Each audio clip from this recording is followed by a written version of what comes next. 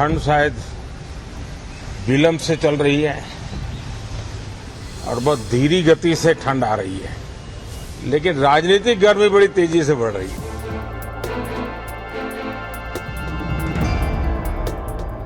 देश ने नकारात्मकता को नकारा है और वो विपक्ष में है तो भी उनको एक अच्छी एडवाइस दे रहा हूं कि आइए सकारात्मक विचार लेकर के आइए। हर किसी का भविष्य उज्जवल है, निराश होने की जरूरत नहीं है, लेकिन कृपा करके बाहर के पराजय का गुस्सा सदन में मत उतारना। नो, सदन में प्ले कार्ड नहीं चलेगा।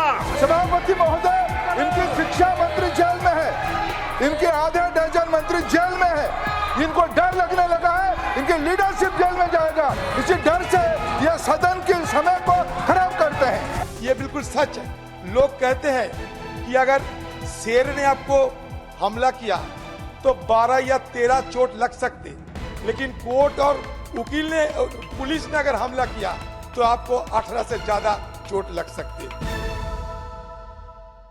4 राज्यों के नतीजों के अगले रोज तारीख 4 दिसंबर संसद का शीतकालीन सत्र। प्रधानमंत्री मोदी मीडिया के जरिए विपक्ष को क्या नसीहत दे गए, पोस्ट ऑफिस को लेकर कुछ सांसदों ने क्या डर जता दिया कि अश्विनी वैष्णव को तफसील से समझाना पड़ा। धर्मेंद्र प्रधान गुस्से में ऐसा क्या बोले कि टीएमसी सांसद उठ खड़े हुए। 115 दिनों के निलंबन के बाद जब आप सांसद राघव चड्ढा की वापसी हुई तो उन्होंने अब क्या डर जता दिया। इन तमाम सवालों के जवाबों के साथ लौटा है आपका अपना शो संसद में आज। मैं हूं हिमांशु, चलिए शुरू करते हैं।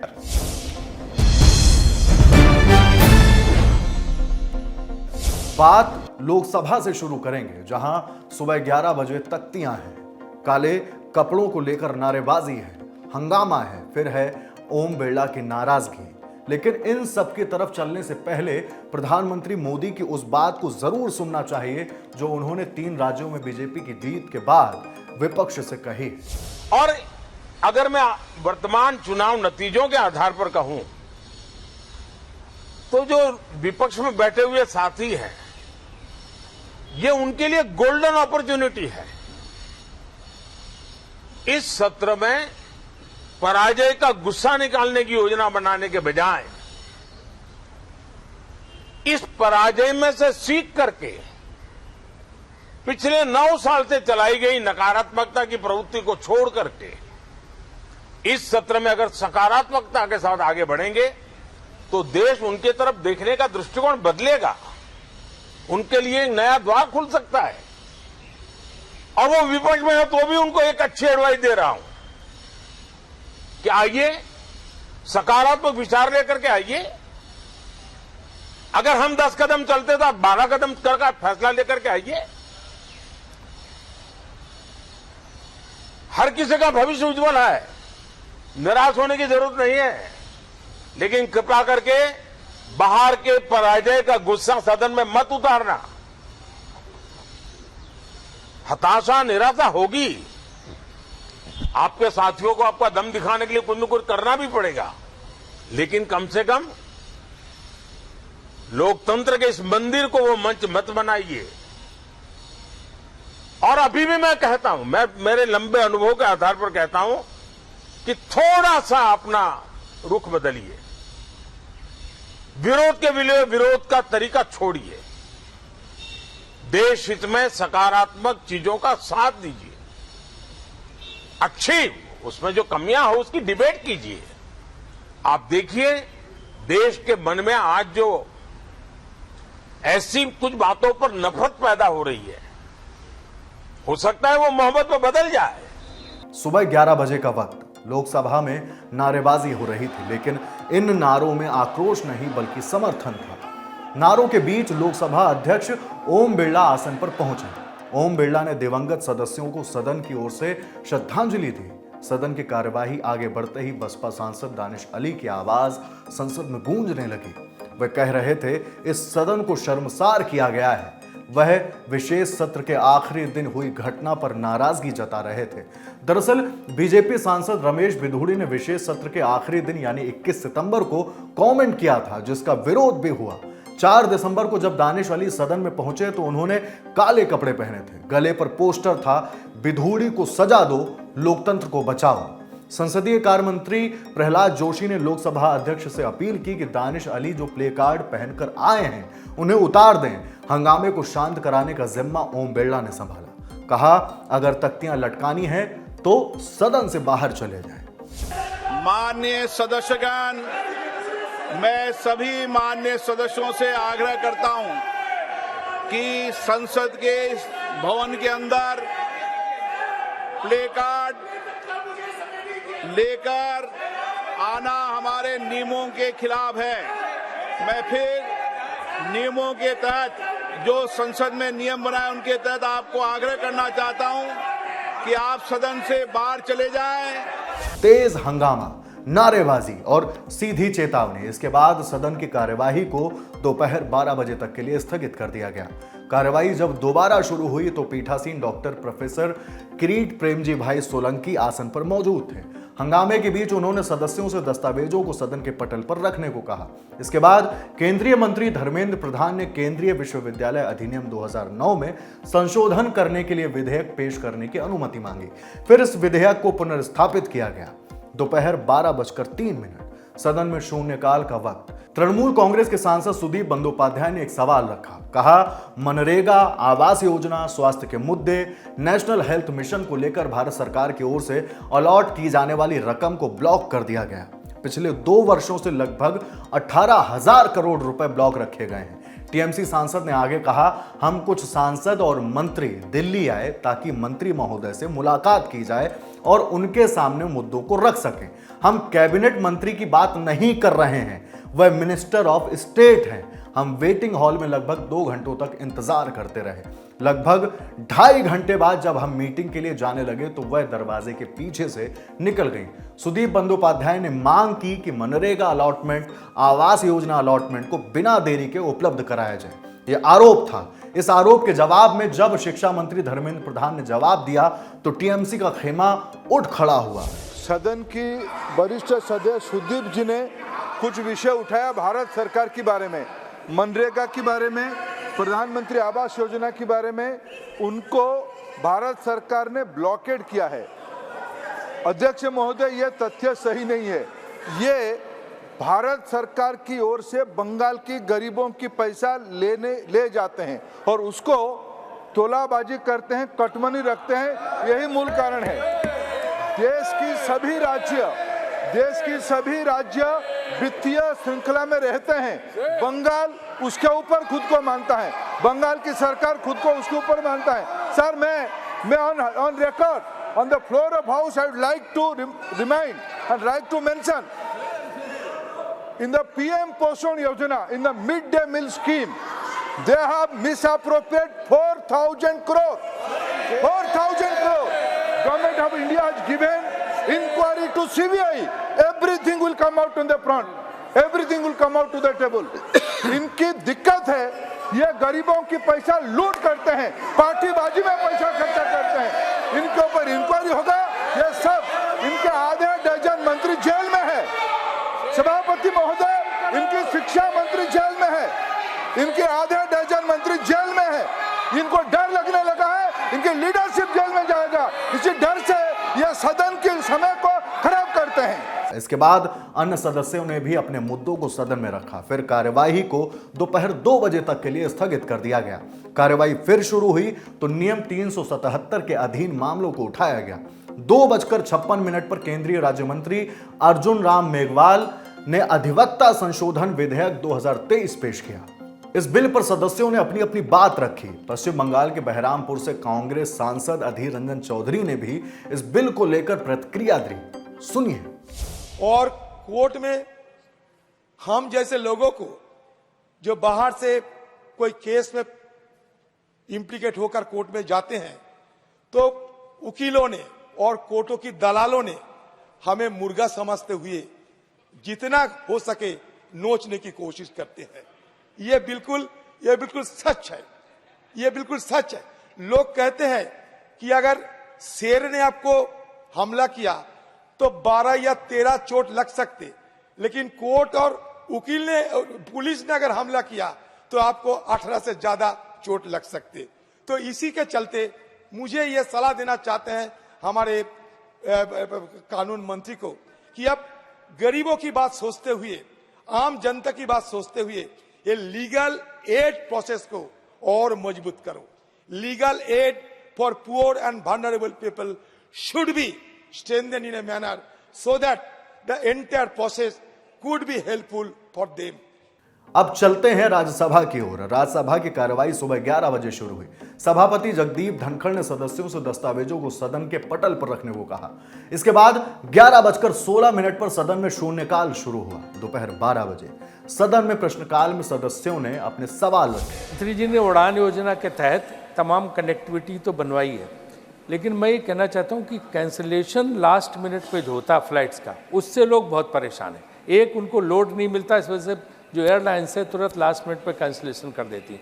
दूसरे, अभी फॉग आ गया है और इसमें जो है कैंसिलेशन से बचने के लिए क्या क्या उपाय उठा रही है सरकार, अगर बताने की कृपा करें तो बहुत अच्छा रहेगा। जवाब विस्तार में देते हैं, उसके लिए धन्यवाद पहले से ही। ऑनरेबल मिनिस्टर जी ने उड़ान योजना के साथ नहीं, लेकिन समूचे नागर विमानन क्षेत्र के साथ प्रश्न उठाया है। जहाँ तक कैंसलेशंस का सवाल है, हम लोगों के पास एक निर्धारित प्रक्रिया है जिसके आधार पर अगर कैंसलेशन होती है 1-2 घंटे फ़्लाइट के पहले, तो एयरलाइन को पैसेंजर्स के लिए इमीडिएट कनेक्टिंग फ़्लाइट का प्रावधान करना पड़ता है। अगर 5-6 घंटे के लिए फ़्लाइट नहीं मिल पाती तो एयरलाइन की जिम्मेदारी होती है पैसेंजर्स को होटल का कमरा देना, उनका रिफ़ंड देना, उनको अगले फ़्लाइट पर लगाना। तो ये नियम कार के आधार पर, सिविल एविएशन रूल्स के आधार पर निर्धारित है मंत्रालय के द्वारा। अगर कहीं भी उल्लंघन होता है तो मंत्रालय पूर्ण सतर्कता के साथ उस एयरलाइन के विरुद्ध प्रक्रिया और कार्रवाई इमीडिएटली करती है। जहाँ तक फॉग का विषय है, बहुत महत्वपूर्ण विषय है राजीव जी का, जो इस प्रश्न के साथ कोई ताल्लुकात नहीं रखता, लेकिन फिर भी उनके प्रश्न का उत्तर देने की मैं कोशिश करूँगा। फॉग एक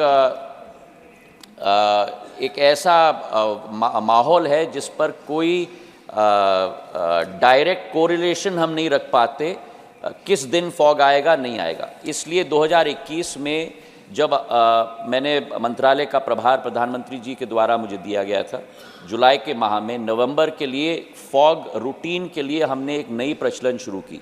उसके 3-4 भाग थे। पहले तो हमारे कैट 1, कैट 2 और कैट 3 ट्रेन पायलट्स की संख्या एयरलाइंस को में बढ़ोतरी होने के लिए हमने उनको सीधा प्रावधान बनाने को कहा। उसी के साथ जो कैट 2 और कैट 3 ट्रेन्ड एयरक्राफ्ट न हो, उदाहरण के तौर पर ATR और Q400 बॉम्बार्डियर के, उनको हमने नॉन फॉग आवर्स में चलाने का प्रावधान हमारे विंटर स्केड्यूल में हमने पहले से बना के रखा है। विंटर स्केड्यूल करीब अक्टूबर के अंत के माह में बनता है, वो प्रावधान हमने बना के रखा है। पूरा विंटर स्केड्यूल में हर एक एयरलाइन का स्केड्यूल भी उसी फॉग के आधार पर नियंत्रित किया जाता है। कैट 3 एयरपोर्ट्स, IFR एयरपोर्ट्स मतलब इंस्ट्रूमेंटल फ्लाइट रेटेड एयरपोर्ट्स को कैट 1 पर हम लोग ले जा रहे हैं। कैट 1 के एयरपोर्ट्स को कैट 2 तक ले जा रहे हैं। कैट 2 के एयरपोर्ट्स को कैट 3 तक ले जा रहे हैं। फॉग से प्रभावित हमारे देश में करीब 18 से 19 एयरपोर्ट्स ही हैं। उसमें उत्तर भारत के भी एयरपोर्ट्स हैं, जैसे लखनऊ हैं जहाँ से राजीव जी आते हैं, हमारे दिल्ली का एयरपोर्ट भी है, और इन एयरपोर्ट्स में भी प्रावधान कैट 3 का हमने कर दिया है। और इसी के तहत पिछले 20-21 वर्ष के विंटर स्केड्यूल में और 21-22 के विंटर स्केड्यूल में फॉग के ज़रिए कैंसिलेशंस 0.05% ही केवल हो पाए हैं और डिलेज 0.01% ही हो पाए हैं, क्योंकि वो स्केड्यूल ही हमने वैसे बनाने की कोशिश की है। सवालों और उनके जवाबों के बीच सदन की कार्यवाही को दोपहर 2 बजे तक के लिए स्थगित कर दिया गया। दोपहर 2 बजे राज्यसभा की कार्यवाही फिर शुरू होने के साथ राज्यसभा सांसद राघव चड्ढा के निलंबन को वापस लिया गया।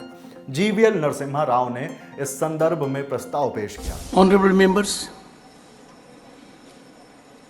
The committee after deep and thoughtful consideration, finds Sri Raghav Chadha, Honorable Member, guilty for both the charges.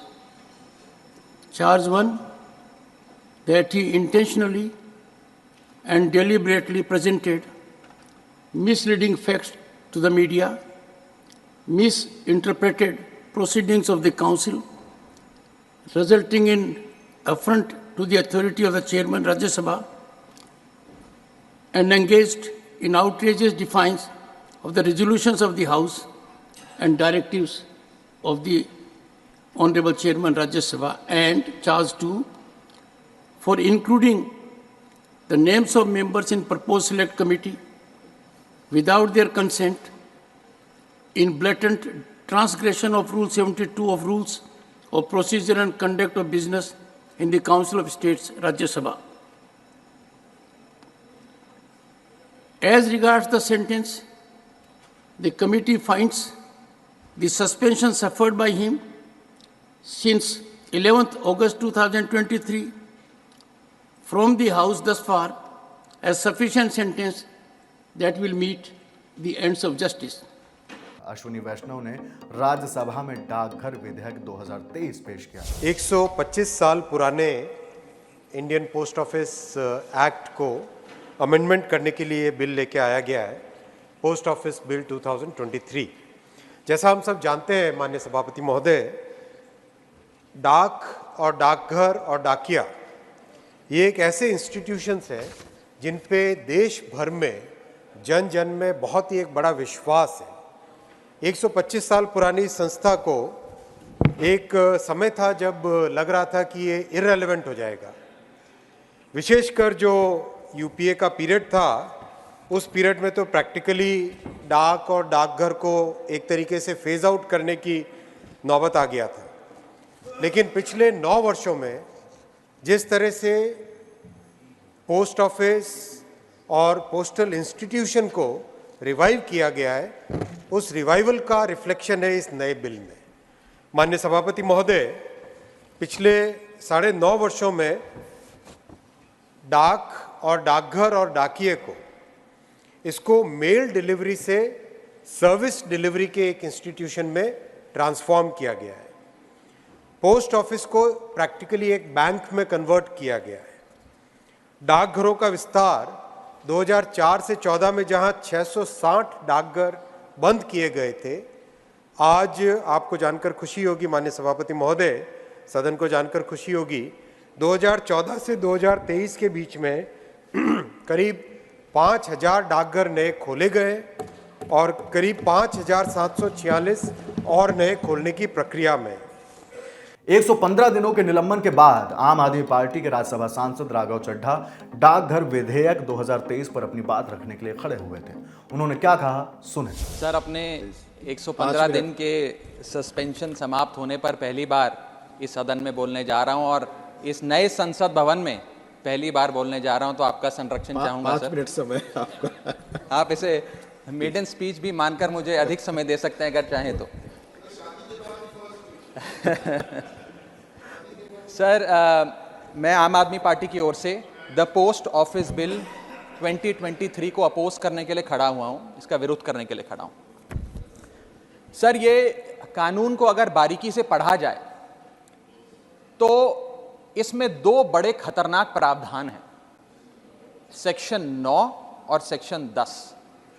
ये ऐसे खतरनाक प्रावधान हैं जो भारतीय डाक सेवा को, इंडियन पोस्टल सर्विस को इतनी शक्तियां दे देंगे कि वे किसी भी शिपमेंट को, कंसाइनमेंट को, पोस्ट को, चिट्ठी को खोलकर उसे सीज कर सकते हैं, उसे पढ़ सकते हैं, उसे इंटरसेप्ट कर सकते हैं और उसके सब्सिक्वेंटली जो एक्शन उस पर लेना चाहते हैं वो ले सकते हैं।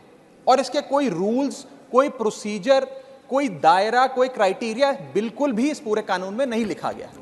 डाकघर विधेयक 2023 पर प्रियंका चतुर्वेदी समेत कई सदस्यों ने अपनी बात रखी। सवाल प्राइवेटाइजेशन को लेकर भी उठा। इस पर संचार मंत्री अश्विनी वैष्णव ने जवाब दिया। The third major point which was raised by many honorable members was about the employment, PSU, privatization. Very clearly, there is absolutely no question of privatization of the post offices. We have very categorically said, और मैं एक बार फिर पूरी जिम्मेदारी के साथ सदन के फ्लोर पे कह रहा हूँ कि पोस्ट ऑफिसेस को प्राइवेटाइज करने का कोई इसमें प्रावधान नहीं है और कोई सरकार की मंशा नहीं। जो इस बिल में लाया गया है वो बेसिकली पोस्टल नेटवर्क की सर्विसेज को विस्तार करने का है।